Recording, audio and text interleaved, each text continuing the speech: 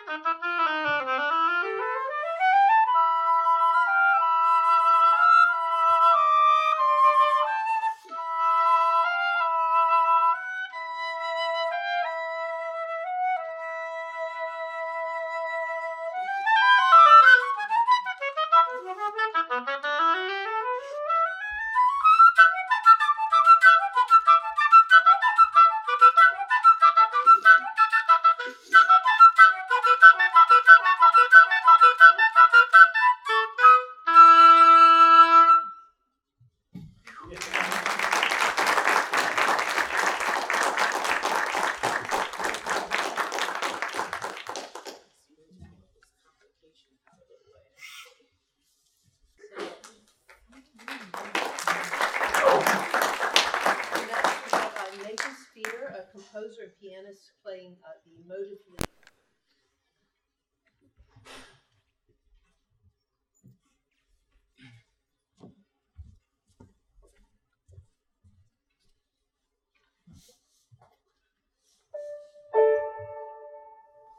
Good evening, Nathan Spear. I'm playing the title track from my double disc album I released at the beginning of this year.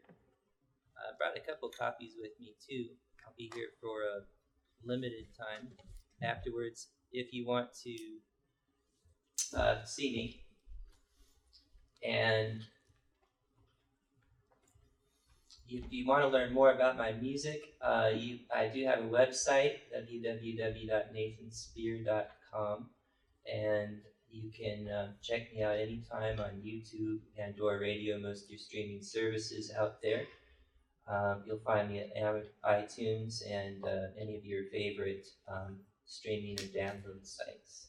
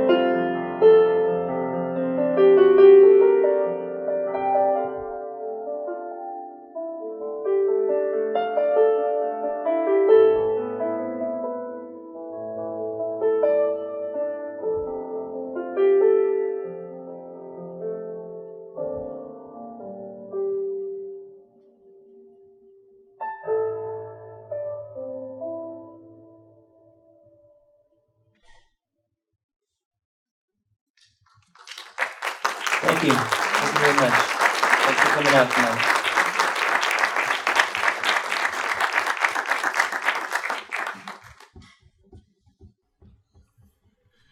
Next, we have Eddie Waddell.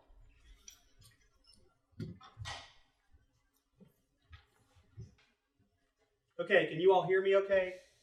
I think I'm just going to kind of stand here and talk a little bit. Okay, first of all, there's no heckling, okay, please. But actually, there is a little bit of audience participation, not much, but I want to kind of see if you know some of the images up here. But I enjoy sketching, drawing. I just started a couple years ago, just kind of playing around with it. I've never really taken art lessons, but I've looked at some things online and whatnot, and I'm not going to quit my day job, but I've put together some of the ones that I enjoy the most. Pop culture sketches is what I call it. So some of these I want to see if you know who they are, and I'm going to maybe tell just a little bit about assorted ones of them. So I call it pop culture. I didn't draw that, by the way, but I call it pop culture sketches because most of these are kind of in the public eye. Most people know who they are. They recognize them. And I've gotten to where I like just maybe finding something around the house, and I thought I'm going to try to sketch that. So I can't draw anything without looking at something, but these are not traced. They're sketched by looking at images. So there's an, you probably recognize this gentleman. Anybody want to venture a guess? If I heard Magic Johnson, you're wrong. Michael Jordan.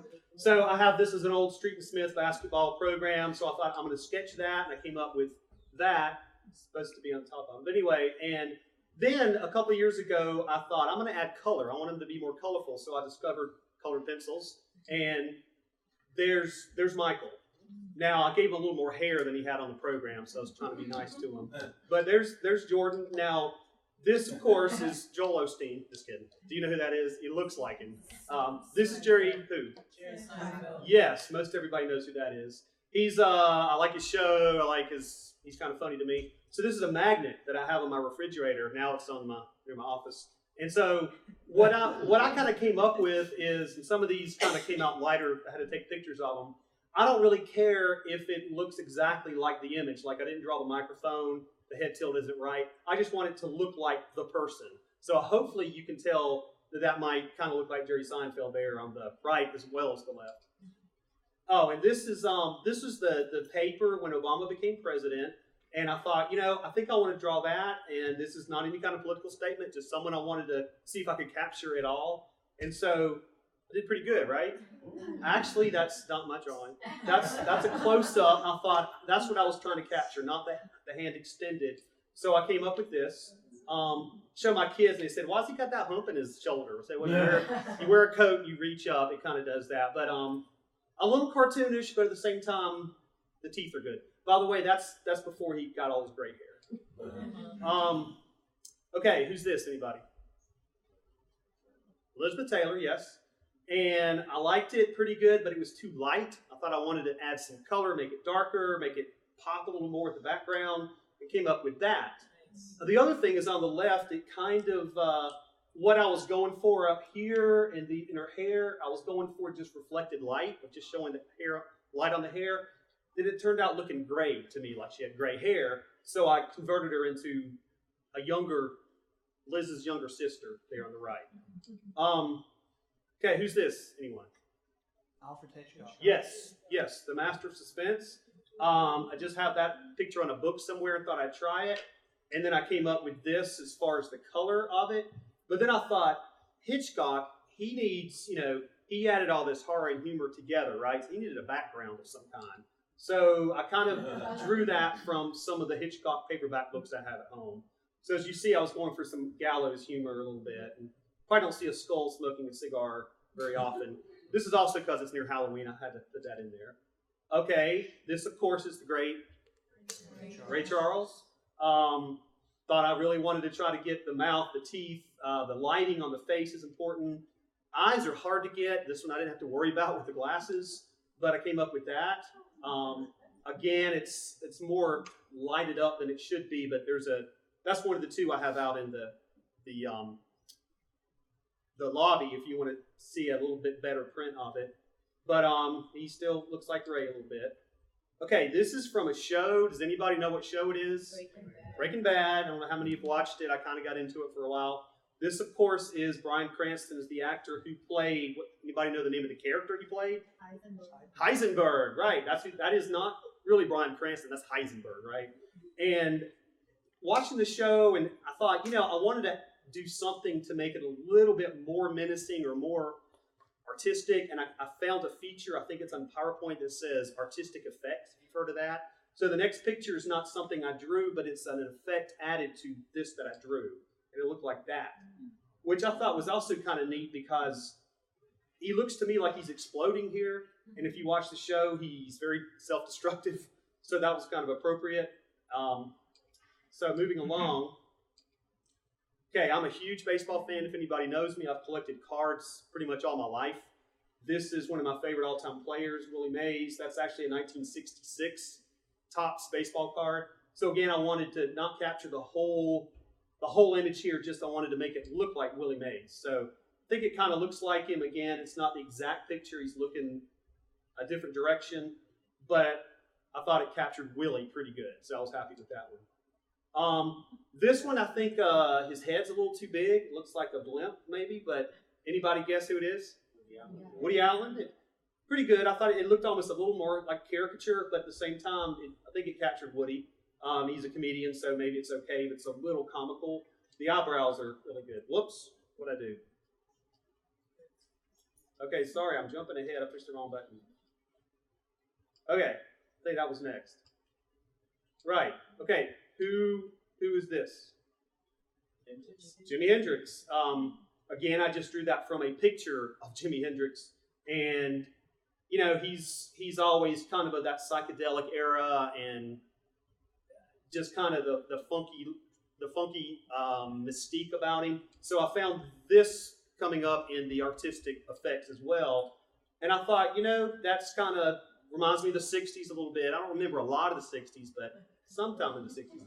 And if anybody remembers black lights, do you have a black light? You turn on a light, and that kind of reminds me of a black light thing. But again, that's an artistic effect of the picture I drew of Jimi Hendrix. Of course, this, you might think it's Marilyn Monroe, but you know who it really is? No, it's not my wife. Thank you. She would say thank you. It's Norma Jean Baker. It was a little trick question. That's her real name. It is Marilyn Monroe. And actually, obviously in real life, she didn't really have hair that blonde or that yellow. You know what she was called? That hairstyle color? She was a platinum blonde. But I couldn't find a platinum blonde color pencil, so I went with the blonde. But yeah, that's Marilyn Monroe. This, of course, someone thought Little Richard, kind of the new Little Richard. Anybody? Prince. Anybody know his real name? Prince Rogers Nelson. That was either a great guess or you already knew it. But you're correct. That's his real name. That's his birth name. Prince Rogers Nelson, the purple one. This is a bit of an obscure one, but this is someone I really liked in the 80s and 90s. Who said it? Sade. That's right. Exactly. It's not Sade, though it looks like it's Sade. That's Sade. I think she's from Nigeria. I liked her exotic look. I wanted to try to capture it. And actually, this one turned out weird because the left eye that you see really is colored in dark, but somehow the picture didn't capture that. So she looks like she has a dark eye and a light eye. So it's kind of left it at that, like maybe she looks even more exotic. But that is Sade. Anybody know her real name? I wrote down some of these people's real names just because these celebrities is kind of weird if you don't know. Her real name is Helen, but she looks more like a Sade to me. Helen Fulasad Adu. So moving right along, any guesses? Al Pacino. Al Pacino as who? Scarface. That's right. Some people know their pop culture. That is Scarface. I like the way the face to me looked like it turned out well with the shading and the texture. It looks more like a face than most of the ones I've drawn, so I kind of gave it a little close up. And if you look at those eyes, that can make or break a picture. And some of you might feel that way towards some of your coworkers sometimes, but you see those dark eyebrows and eyes, he's a bad man. So that's Al Pacino. You know who this is? Bruno Mars. Anybody know Bruno Mars' real name? I was Googling him to get a picture, and it said Peter Gene Hernandez. So that's Peter Gene Hernandez, but Bruno's a little more well known by that name. And I'm thinking of getting my hair done like that. I haven't decided yet, but probably not. Okay, speaking of hair, this again, this print didn't. The picture's better than it turned out from the camera. Is that But Tina Turner? Tina Turner, whose real name anybody knows, Anna Mae Anna Bullock. Mae Bullock. You got it. Very good. Some people might have thought that's Medusa because the hair kind of does look like snakes or it's on fire, but no, that is Anna Mae Tina Turner. Getting near the end here. This kind of shows my age a little bit. I do remember the Sonny and Cher show. So that was kind of at the time. That's how they promoted their show, with that kind of profile of her and him straight on. So, by the way, that's Cher and that's Sonny, in case you know. But yes, and this one again, the picture that I look at is much better than the picture I took of it. But you know who that is? Robert Zimmerman, also known usually more as Bob Dylan. Yeah. Okay. This is one of my favorite shows from the 90s, and again, it's hard to take a good picture of a print and have it turn out great. But what show? X-Files. Anybody know? Mulder. Yes, Dana Scully. That's this one, and Fox Mulder, and they're making a comeback soon. I like this. Again, the eyes can make or break the picture. So I like this one with the eyes mainly. They're a little far apart and they're a little not tracking right. But again, that's kind of how Barney Fife looked. And I got a close up, and there you go. And as you see, the more white, the more loony they look. So I put a lot of white in there. Oh yeah, nip it, I forgot. This is one who left us way too early, I thought, just recently. Sad, but he's one I just thought he just exuded life in his acting and his comedy. But of course, this is who? Oh, really? Robin Williams. Again, that shouldn't be so yellow up in here and here, but it's okay. I need to be a photographer better. Another one that left us too early, MJ. This, of course, is more in his thriller Billie Jean Beat It those days. He looked different before and after, but that's what I remember him looking like when I was in college, and he was the man those days. This one I thought turned out well. It's one of the ones that's out here. That's Janet Jackson, Michael's sister, or as one of my kids said, it looks just like Michael with a wig on, and that makes sense because that's the sister. One thing I like about this, I'm a little proud of, is that this eye was way too close. It started about here and ended more here, and it just, when I was done, it just didn't look symmetric.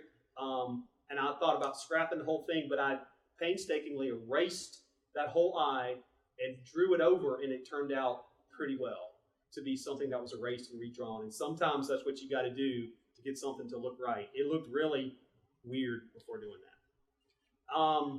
And now the last few here are kind of because we're near Halloween, but this is an old throwback actor. Anybody?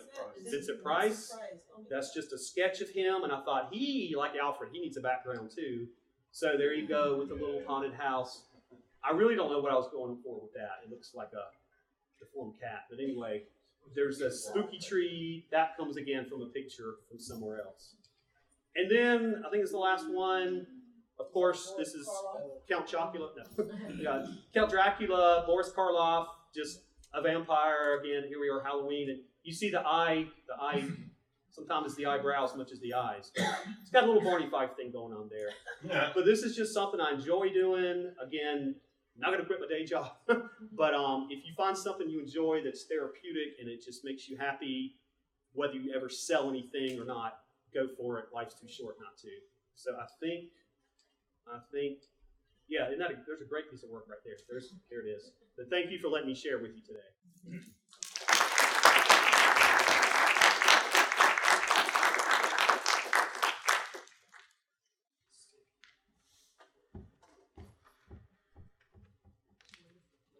Thank you. My favorite was the vampire. Thanks.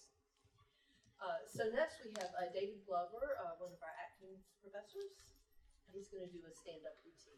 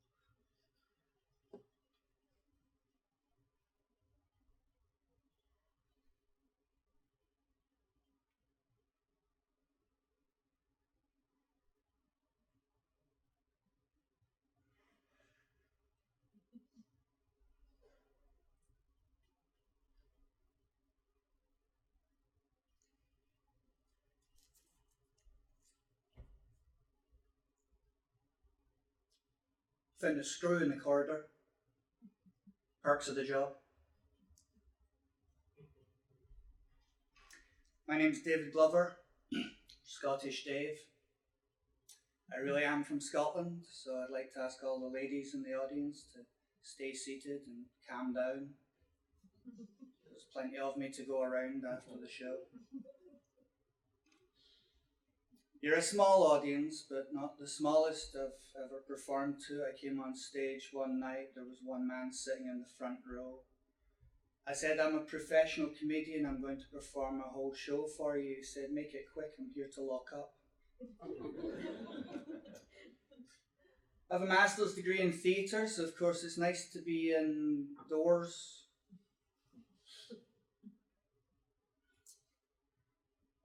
I'm also a comedian. At least that's what it says on the programme.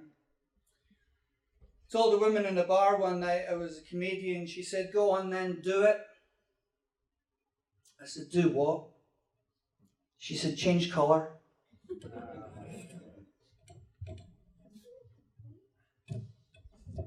Hi, Cecilia.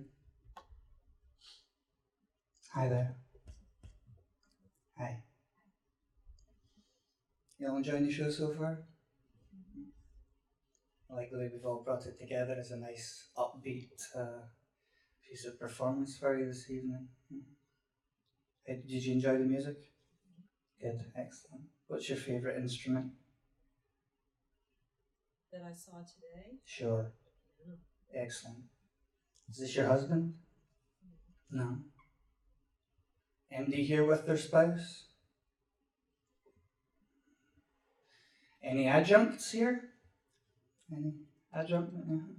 Any full-time lecturers, professors here? Okay, very good. Thanks for turning out. Okay. What about tenure track? Do we have any tenure track here? Mm-hmm. So I discovered this great book on teaching.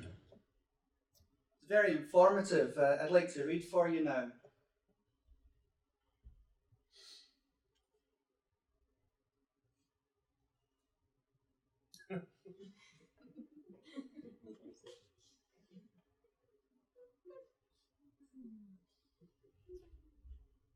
Thank you very much.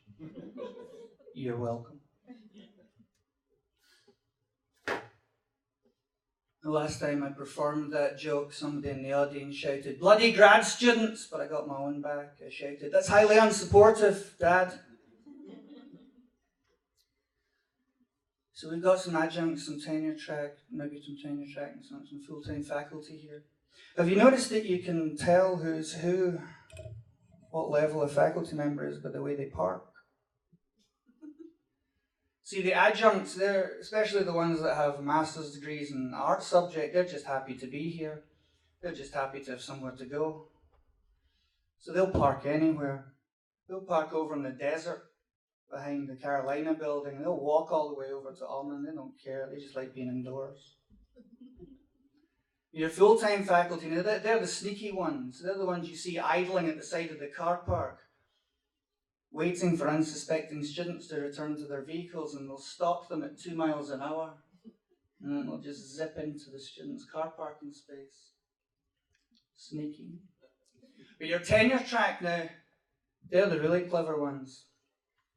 They come in the day before classes start at the beginning of the semester, and they find the optimum premium car parking space. They park their car there, and then they get the bus in for the rest of the time.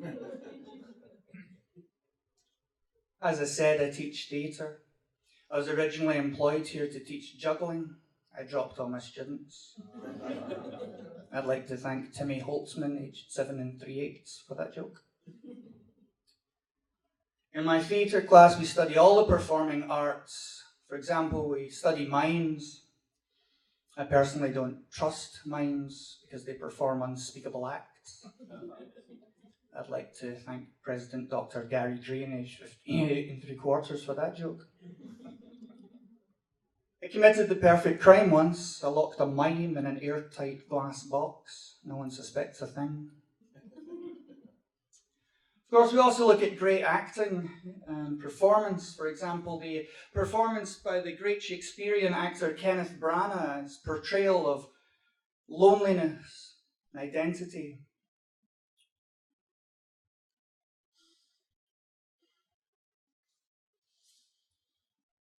Just a small town. Girl living in a lonely world, she took the midnight train going anywhere. Thank you.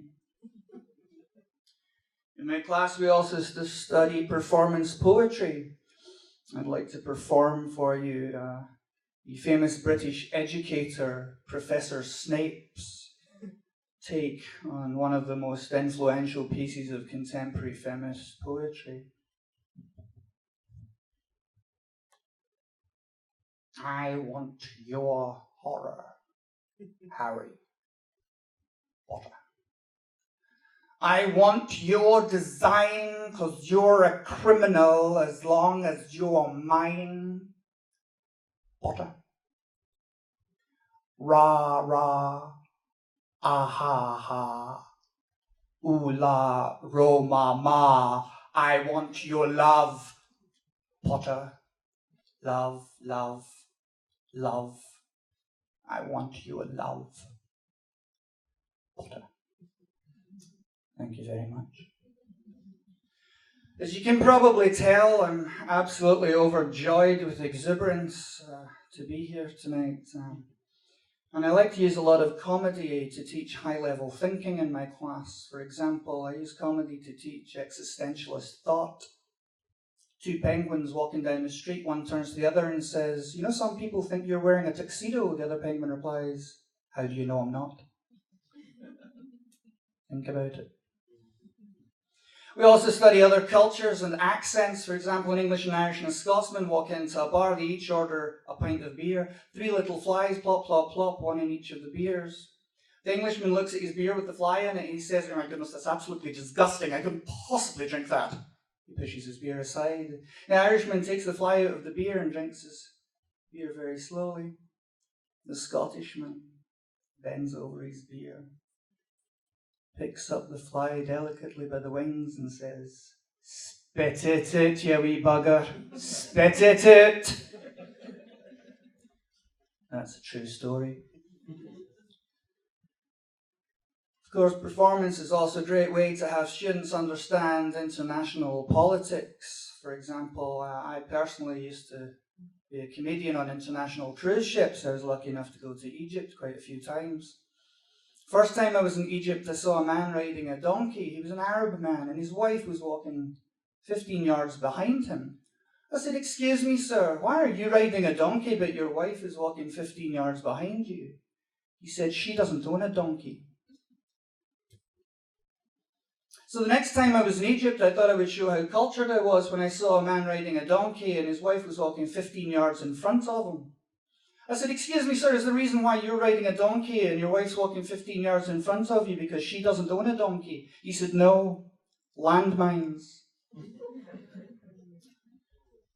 Found the level, apparently. So, of course, it's very difficult, it's very harsh laws in a lot of the Middle Eastern countries. For example, if a man steals a loaf of bread to feed his family, he'll have his hand cut off. If he steals another loaf of bread, he'll have his other hand cut off. It's very difficult to steal anything with no hands, except donuts. There it is. And I'm absolutely happy to be here right now. Of course, physics through the medium of comedy. You know how when you take a stick and you stick it in water, it looks bent? That's why I don't take baths. Well, ladies and gentlemen, our next act is Beth Highland and Randy Candelaria, two musicians outstanding in their field, which is exactly where we found them, outstanding in a field.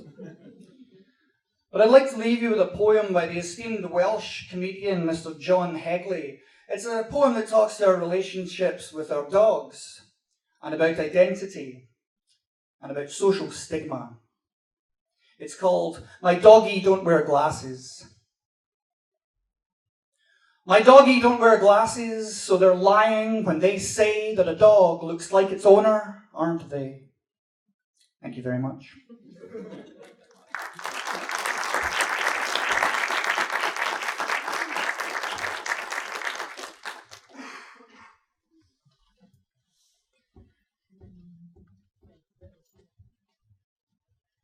So our next act, as already announced, is Beth Highland and Randy Candelaria, the acoustic Celtic music. We're going to do a couple Celtic numbers. Beth, the first one is Merrily Kiss the Quaker's Wife and Morrison's Jig. in Morrison's Jig. Okay. Move this out of the way.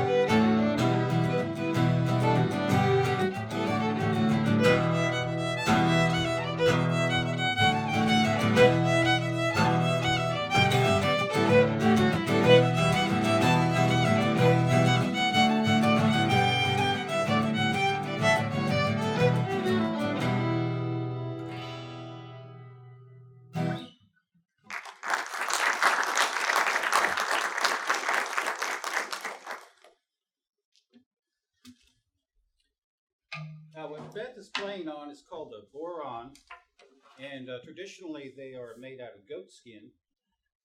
Out of what? Yeah, out of goat skin. And take it from someone who has kept goats before. I can't think of a better purpose to put them to. I have a boron at home, and I take great pleasure out of eating that thing. This tune is actually, it has its roots in Scottish tradition. It's Jenny's Welcome to Charlie, but it's gone through some evolution, which is one of the great things about folk music, is that it constantly goes through periods of evolution. And so this is Jenny's Welcome to Charlie. There's a story behind that, but we don't have time for that.